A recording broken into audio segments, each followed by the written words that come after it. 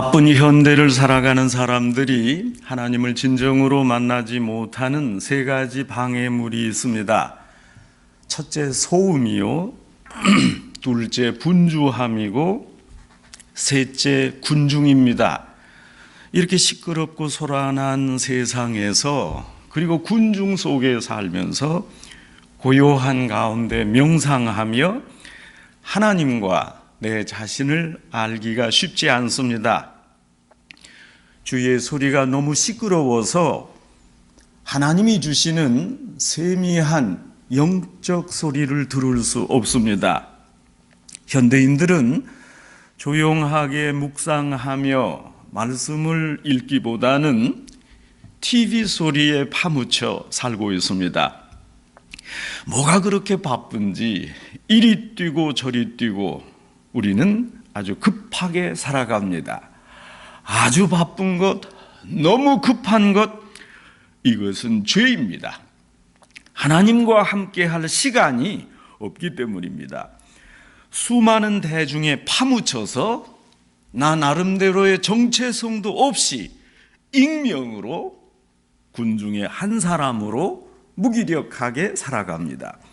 작은 교회에 가면 당신이 누구냐, 어디에 사냐, 식구는 어떻게 되냐, 이런 질문들을 받고 싶지 않습니다.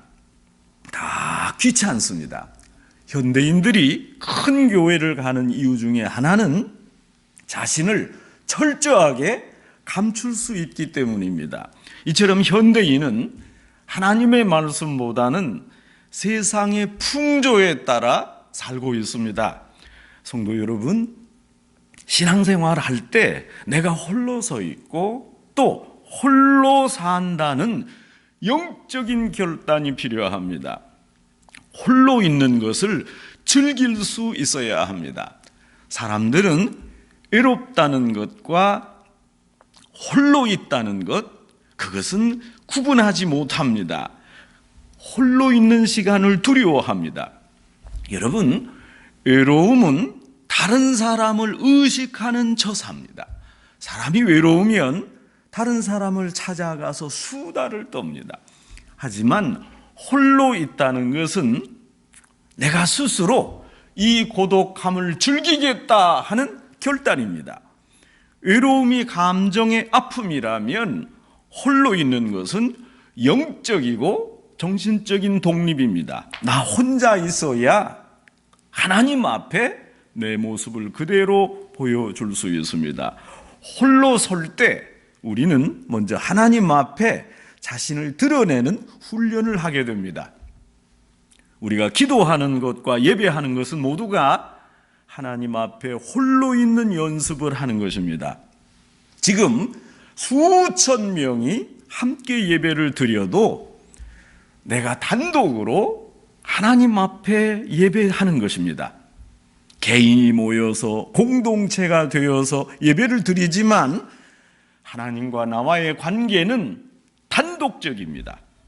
기도는 절대로 혼자서 하나님과 만나는 행위입니다. 내가 하나님 앞에 단독적으로 상대하는 것이 기도 생활입니다. 대중에 파묻혀 사는 우리들이 오직 하나님께 초점을 맞추고 사는 생활, 여러분, 이것이 쉽지 않습니다. 늘 하나님과의 통로를 열어놓고 긴밀한 대화를 나누는 것 쉽지 않습니다. 많은 사람들은 큰 대로로 가는데 나 홀로 좁은 길로 가고 흔히 가지 않은 생소한 길을 향하는 것 결코 쉽지 않습니다. 하나님과의 단독적인 시간을 갖고 자신의 영성을 키웠고 인기에 영합하는 길이 아니라 하나님의 말씀만 전하다가 온갖 조롱과 핍박을 받아서 좁은 길로 갔던 신앙의 선배, 오늘 성경에 등장합니다. 그분은 바로 예레미야입니다. 오늘 본문 바로 전에 실제적으로 두 사람이 등장합니다. 사람들이 듣기 좋아하는 말씀을 선포했던 인기의 선교자 바수훌과 하나님과 독대해서 큰 영성을 소유하고 하나님이 주신 말씀 회개하라, 주께로 돌아오라 거칠었지만 정직하게 외쳤던 예레미야입니다. 아주 좋은 두 대조를 이루는 바수훌과 예레미야입니다. 이 두 사람은 당대 예루살렘에서 유명한 설교자였습니다. 예레미야는 홀로 하나님을 독대하며 거기서 얻은 영감의 말씀을 선포했습니다. 바수훌은 하나님의 말씀을 선포할 때 하나님보다는 사람에게 다가갔고 그래서 대중에게 큰 지지를 얻었습니다. 사람들이 보기에, 언뜻 보기에, 얼핏 보기에 바수훌이 명망 있는 선포자였습니다. 바수훌은 당시의 왕 시드기야의 총애를 받았던 성전의 질서를 세우는 우두머리 직책을 맡았고 또 설교에 대해서 아주 강한 열정을 가졌습니다. 유진 피터슨이 저술한 주와 함께 달려가리라 하는 책에서 바수훌을 이렇게 설명합니다. 바수훌은 스스로 자기가 팔만 뻗어 축복하면 가장 작은 자로부터 큰 자에 이르기까지 모두가 그 축복의 대상이 될 것 같이 느꼈다.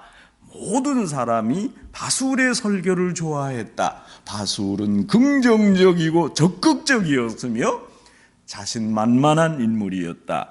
모든 것에서 최상을 이끌어내는 탁월한 능력의 소유자였다. 언제나 부드러운 남자였다. 여러분, 바수훌이 얼마나 대단한 인물입니까?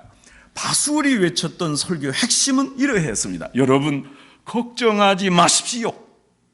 이내 모든 일이 만사 형통일 것입니다. 하나님께서는 우리가 원하는 목적을 이루어 주실 겁니다.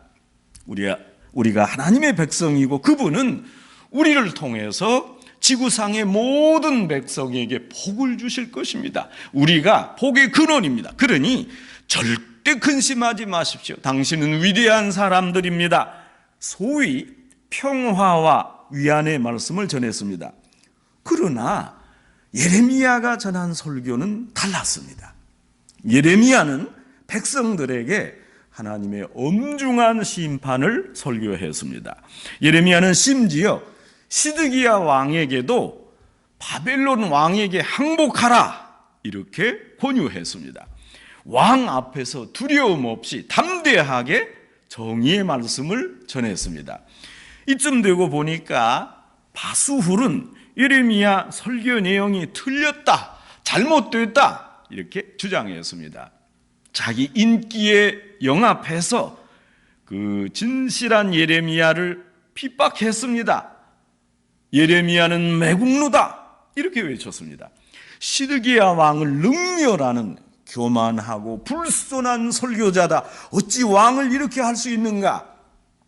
이런 격한 소문을 냈습니다. 마침내 예레미야가 이스라엘 민족에게 국가의 멸망과 심판을 선포해서 영적인 공포 분위기 조성한다 이런 제목을 들어서 예레미야를 옥에 가두기로 했습니다. 선지자 예레미야가 큰 조롱과 부끄러움과 핍박을 받았습니다. 반면 바수훌에게 감동받지 않는 예루살렘 사람은 단 한 사람밖에 없었습니다. 예레미야였습니다. 이때 예레미야의 마음이 얼마나 아팠겠습니까? 하나님의 명령을 따라 정의를 외치고 올바르다는 것을 주장하는 게 이렇게 힘들고 외롭습니다. 예레미야는 혼자 고독하게 하나님과 독대하며 하나님의 말씀을 상고한 후에 백성들에게 전했습니다. 예레미야는 당시 예언자들과 제사장들이 얼마나 잘못된 예언을 했는지 지적했습니다. 예레미야 8장 11절에서 예언자와 제사장들이 내 백성의 상처를 가볍게 여기면서 말하기를 평강하다 평강하다 하나 평강이 없도다 이렇게 탄식했습니다. 지금 이스라엘 사람들의 영적 상태가 골마 터져서 죽음에 이를 지경에 이르렀습니다. 영적으로 핍절했습니다. 그런데도 바수훌은 괜찮습니다. 백성들에게 아무 문제가 없습니다. 진단하고 평강이요 평강이다 외쳤습니다. 예레미야는 모든 것을 부정적으로 보고 공포 분위기를 조성하며 평강을 전하지 않는, 짜증이 나는, 화만 내는 선지자라 이렇게 몰아붙였습니다. 예레미야는 또한 회개하지 않는 예언자들과 제사장들을 지적했습니다. 부패가 이글거리는 조용한 상태를 평강이라고 하는 것, 여러분 이것이 진실을 왜곡하는 거 아닙니까? 겉으로 보기에 평안합니다. 그런데 썩었습니다. 부정과 부패를 가만히 방치하는 고요, 이것이 평강이 아니다 예레미야가 외쳤습니다. 백성들 귀에 잘 들리도록 인기에 영합하지 않고 직설적 메시지를 전했던 예레미야가 사람들에게 핍박을 받았습니다. 예레미야는 눈물의 선지자로 알려질 만큼 간절히 기도하며 민족을 위해 또 사랑하는 마음으로 통곡하는 선지자였습니다. 제가 언제 한 외과 의사를 칭찬하는 독특한 표현을 들었습니다. 그게 뭔지 아십니까? 그 의사는 참 친절하기까지 하다. 그 의사를 극진하게 칭찬하는 분의 주장은 이렇습니다. 환자의 병을 잘 진단하고 그 진단에 근거해서 좋은 처방을 내리고 치료해야 명의 아니겠습니까? 그런데 의사가 자기 본업인 진단과 치료는 잘 못하고 그저 만나면 인사하고 선물을 주고 친절하고 상냥하기만 하다면 되겠습니까?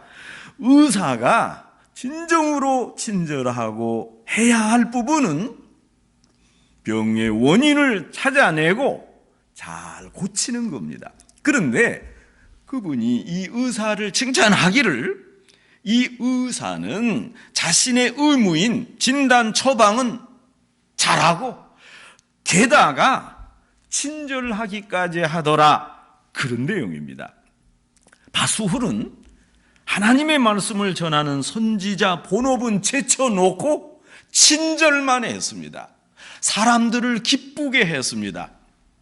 평화만 전하며 걱정 마세요, 사람을 플리즈 했습니다. 살이 골맞다면 빨리 수술해서 제거해야 됩니다. 골문 부위를 그대로 두면 그 부위가 살이 되지 않습니다. 고름을 짜내고 골문 부위를 도려내야 됩니다. 반대로 예레미야는 이스라엘의 영적인 상태를 바로 진단하고 이에 따른 처방을 내렸습니다. 이스라엘 사람들이 하나님을 너무 멀리 떠난 상태를 진단하고 하나님께 빨리 돌아오라, 이런 처방을 내렸습니다. 예레미야는 바른 영적 의사입니다. 바수훌에게 영혼을 맡겨놓으면 이스라엘 사람이 다 멸망했을 겁니다. 성도 여러분, 부정적인 것과 죄를 지적하는 것은 다른 말입니다. 부패를 고발하는 것과 평화로운 것은 다른 것입니다. 세상에 진실을 알리고 정의를 외치는 것 쉽지 않습니다. 그 내용을 파악하기도 어렵거니와 지금 사람에게 전해야 하니까 사람의 기분을 살피지 않습니까? 이거 피곤한 일입니다. 남이야 어떻게 되건 말건, 나라가 어떤 방향으로 가건 그저 나 혼자 조용히 있을 수 있습니다. 자기 몸보신하고 내가 왜 남 기분 나쁘게 하나, 내가 나서봐야 본전도 못 찾을 때가 많습니다. 이렇게 부패가 관영한 때 가만히 있자. 왜 내가 나서냐? 가만히 있는 게 대수다. 그러나 예레미야는 그런 쉬운 길을 가지 않았습니다. 어렵지만 정의를 외치는 방법을 택했습니다. 이것이 하나님의 뜻이요, 선지자로서 하나님이 원하시는 임무였기 때문입니다. 예레미야가 단순히 감상주의자여서 눈물을 많이 흘렸던 게 아닙니다. 예레미야가 민족주의자여서 통곡하지 않았습니다. 예레미야는 오직 하나님의 말씀 때문에 눈물을 흘렸습니다. 예레미야는 하나님의 예언으로 인해 눈물을 흘렸습니다. 예레미야는 자신의 민족 이스라엘을 사랑했기에 그의 앞길이 너무도 뻔하게 보였기에 슬프고 괴로웠습니다. 백성들이 올바른 길을 가야 하고 또 자신의 임무 올바른 길을 알려주어야 하니 힘들었습니다. 예레미야는 민족의 멸망을 자신의 멸망으로 생각했습니다. 민족의 슬픔을 자신의 슬픔으로 간주했습니다. 그래서 진실했습니다. 성도 여러분, 홀로 하나님과 독대해야 참 지도자가 될 수 있습니다. 지도자는 하나님께서 주시는 메시지를 듣고 자신이 먼저 그 메시지 위에 굳게 서 있어야 합니다. 그래야 얻은 영적인 힘으로 이제 남에게 말씀하고 남을 인도할 수 있습니다. 지도자가 너무 나약하고 주의가 또 너무 혼탁하면 되는 일이 없습니다. 그래서 지도자는 늘 외롭습니다. 스스로 결정하고 판단해야 할 일이 너무도 과중합니다. 세상의 지도자도 마찬가지 아닙니까? 여러분, 우리나라의 대통령을 우리가 모시고 있습니다. 미국 국민으로 우리 모두는 그분과 또 그분의 정책과 지도력을 위해서 기도해야 됩니다. 부족하지만 그분을 앞세우고 따라가야 됩니다.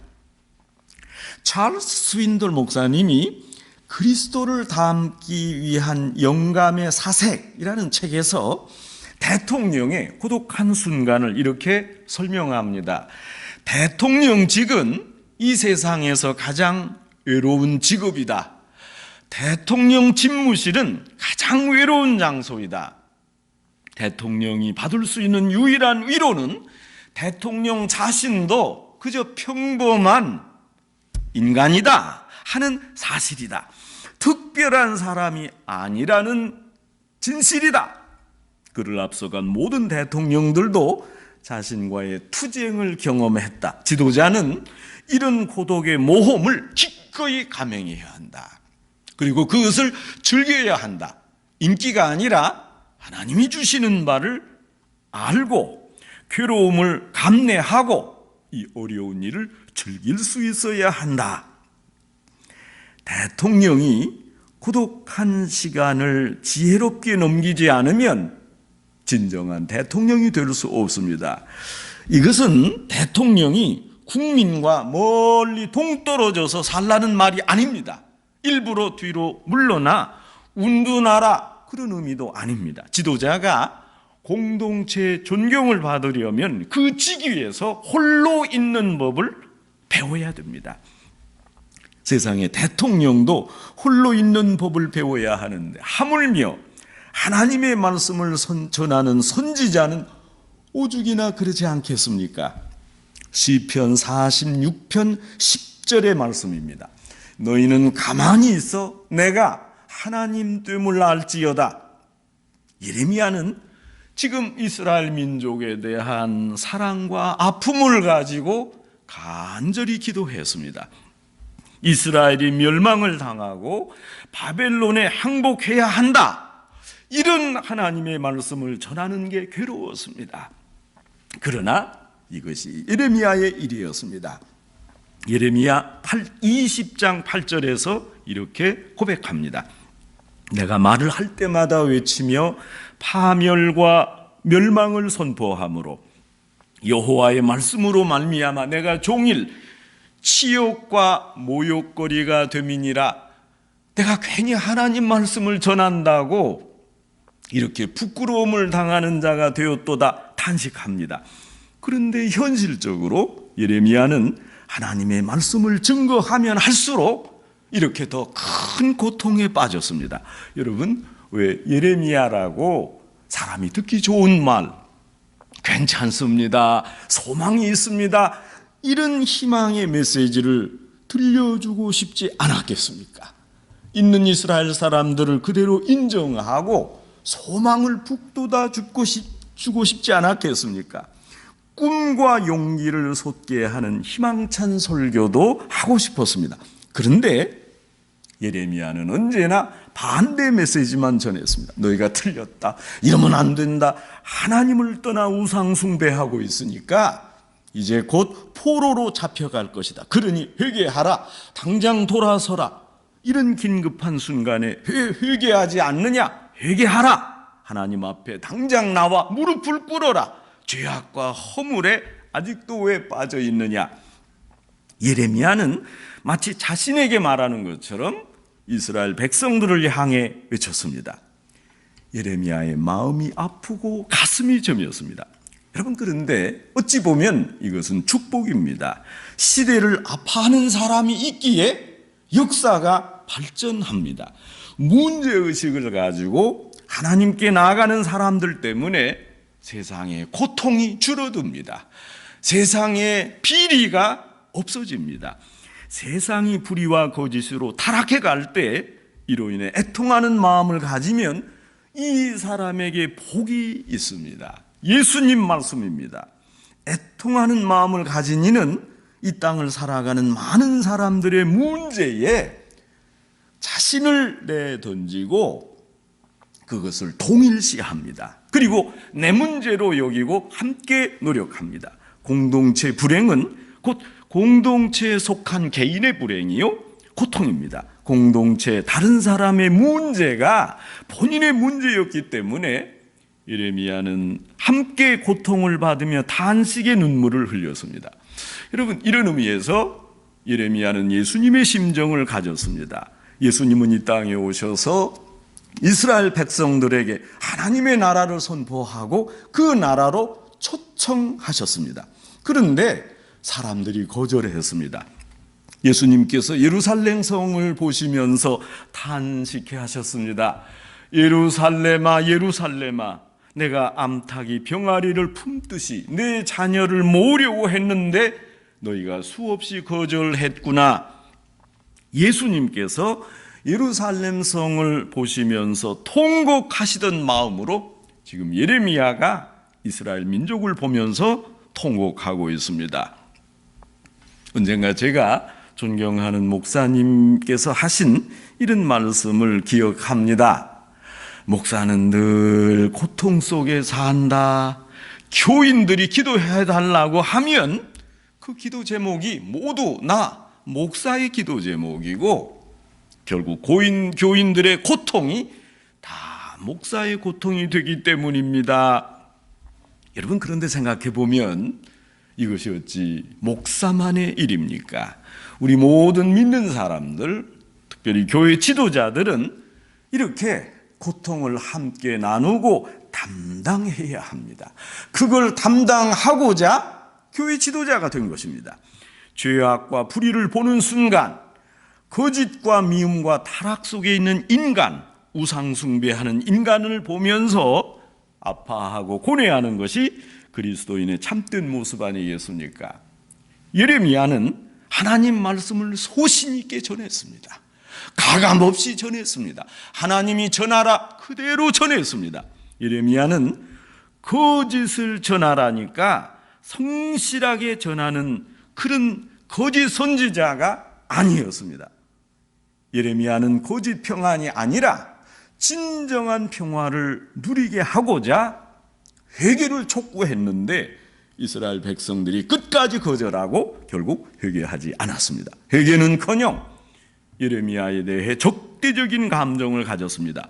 예레미야를 핍박했습니다. 그래서 예레미야가 탄식했습니다. 내가 다시는 여호와를 선포하지 아니하며 그의 이름을 말하지 아니하리라 하면 나의 마음에 불이 붙는 것 같아서 골수에 사무치니 답답하여 견딜 수 없나이다.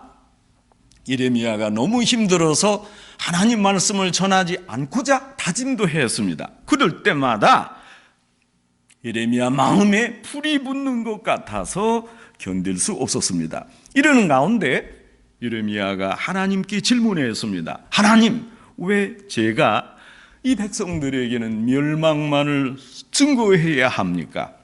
저는 백성을 사랑하는데 왜 심판을 전달해야 하겠습니까? 이제 더 이상 하나님의 말씀을 선포하지 않고 침묵을 지키겠습니다. 예레미야가 침묵하기로 마음먹었지만 속에서 말씀이 풀이 불붙는 것 같았습니다. 그래서 예레미야가 참지 못하고 또 선포했습니다. 성도 여러분, 하나님께서는 많이 가진 자에게 더 큰 사랑을 요구하십니다. 없는 자의 것을 빼앗아서 충성하는 많은 것 가진 자에게 주십니다. 여러분, 성경이 조금 평균적이지 않습니다. 하나님께서는 많이 맡긴 자에게 더 큰 책임을 물으십니다. 임직을 받았다면 그만한 책임이 있는 것입니다. 우리가 이 시대의 고통과 아픔을 나 자신의 아픔으로 여기고 그리고 해결하고 이겨나가야 합니다. 우리 죄악을 먼저 하나님께 고하고 회개하고 바르게 살아야 됩니다. 그럴 때 하나님께서 새로운 역사를 일으켜 주십니다. 옳은 것은 옳다 하고 그른 것은 그르다고 말할 수 있어야 됩니다. 인기가 아니라 진실을 전해야 됩니다. 오직 진실을 전하고 거짓도 함께 알려주어야 합니다. 바르게 판단하고 바르게 처신하고 행동해야 됩니다. 성도 여러분, 우리 모두가 하나님 앞에 바로 서야 합니다. 그리고 하나님께서 요구하시는 온전한 삶을 살아야 됩니다. 이렇게 될 때 하나님께서 우리에게 새 길을 보여주시고 우리가 선포한 진리의 말씀을 우리에게 주십니다. 이때 참 평안을 맛보게 됩니다. 하나님이 너희가 이러면 안 되느니라 이런 지적의 말씀을 할 때 나는 인기 영합으로 안 되겠습니다, 안 하겠습니다 하면 우리 마음에 불이 붙어서 그것을 전하지 않고는 못 베기도록 하나님이 부추기십니다. 오직 하나님께 회개하고 하나님께서 제시하는 진리의 길을 가면서 준비된 자세로 거칠더라도 하나님의 온전한 뜻과 진실을 전하는 이 시대의 선지자 성도 여러분 되시기를 주님의 이름으로 축원합니다. 하나님 아버지, 저희로 진리와 또 하나님의 정의 앞에 진실하게 하시고 오직 참 진리를 용기 있게 전하게 하옵소서. 하나님, 돌아보면 저희는 아직도 깨끗하지 못하나 먼저 저희 속에 있는 부정과 불의를 다 제하여 주옵소서. 그리하여 이제 하나님 앞에 온전히 서고 하나님이 전하라 주신 말씀을 담대하고 숨기지 않고 정직하게 선포하는 용기를 주시옵소서. 예수님의 이름으로 기도합니다. 아멘.